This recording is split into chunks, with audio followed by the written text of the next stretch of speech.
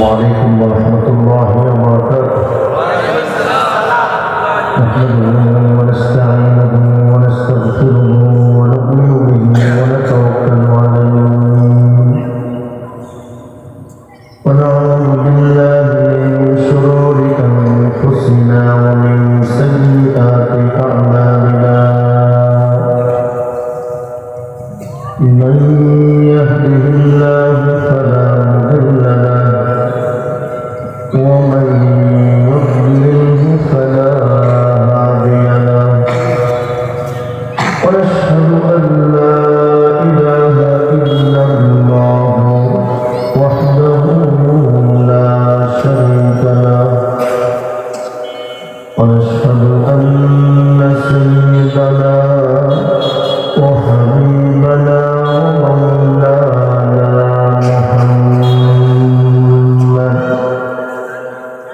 صلى الله تعالى عليه وعلى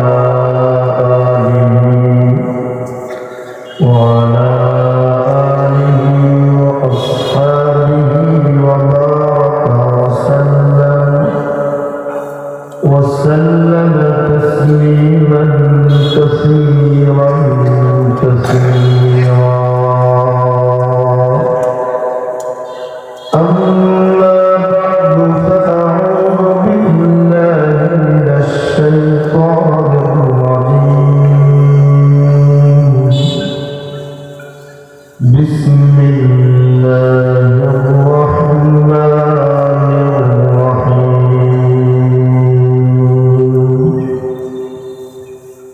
ومن يشاقق الرسول من بعد ما تبين له الهدى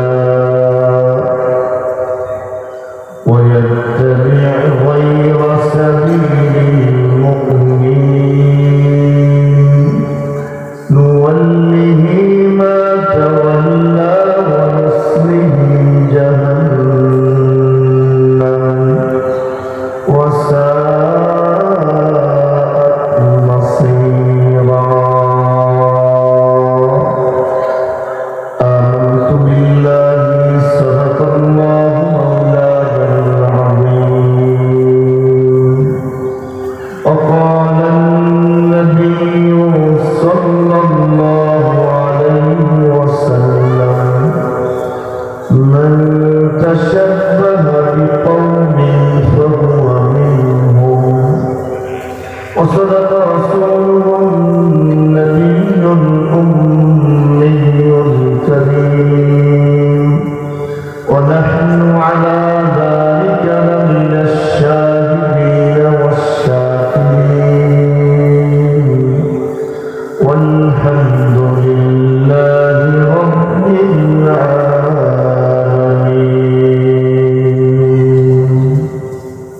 محمد اللهم صل على محمد وعلى آل محمد كما صليت على إبراهيم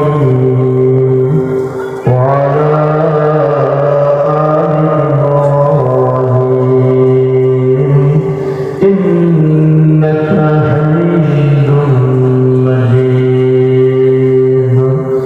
اللهم بارك على محمد وعلى آل محمد كما باركت على إبراهيم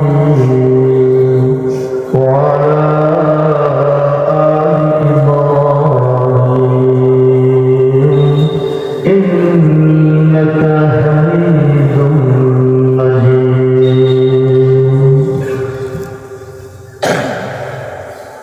বাংলাদেশের ঐতিহ্যবাহী দ্বীনি শিক্ষা প্রতিষ্ঠান জামিয়া ইসলামিয়া ইমদাদুল উলুম দয়াপুর মাদ্রাসার উদ্যোগে আয়োজিত 2 দিন ব্যাপী 99তম তাফসীরুল কোরআন মাহফিল ও দস্তারবন্দির আজকের প্রোগ্রামের সমাপন মঞ্চে উপবিষ্ট এবং আমার সম্পর্কে সমবেত হযরত মাওলানা কিরাম, মুরব্বিয়ান এবং যুবক ভাইয়েরা, তালেবে ইলম ভাইয়েরা, এই অঞ্চলের পর্দানিশীল আমাদের শ্রদ্ধেয় মা,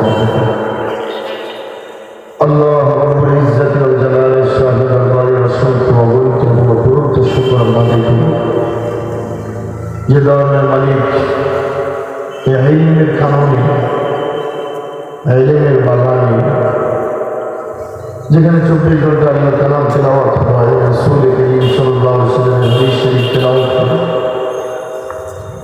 জমিনের যে ভূখণ্ডটার সাথে আরশে আযীমের সম্পর্ক, লাওহে মাহফুজের সম্পর্ক, যেখানে সর্বদা আল্লাহ ফেরেশতাদের আসা যাওয়া, যে জায়গাটা সারাটা বৎসর আল্লাহ রহমত দিয়ে ঢাকা থাকে, এমন এক মুবারক জায়গায় আল্লাহ আমাদেরকে আল্লাহর কালাম শোনার জন্য একসাথে হওয়ার তৌফিক দিয়েছে। তার উজাড় করে আল্লাহ তাআলার শুকর আদায় করি, আলহামদুলিল্লাহ। আমি আপনাদেরকে আলোচনার শুরুতে ছোট্ট দুইটি ঘটনা শোনাব, তারপর যে বিষয়ে আমি আয়াতে কারিমা তেলাওয়াত করেছি কিছু তাফসীর অল্প সময়ে আপনাদেরকে আমাকে পেশ করার চেষ্টা করি।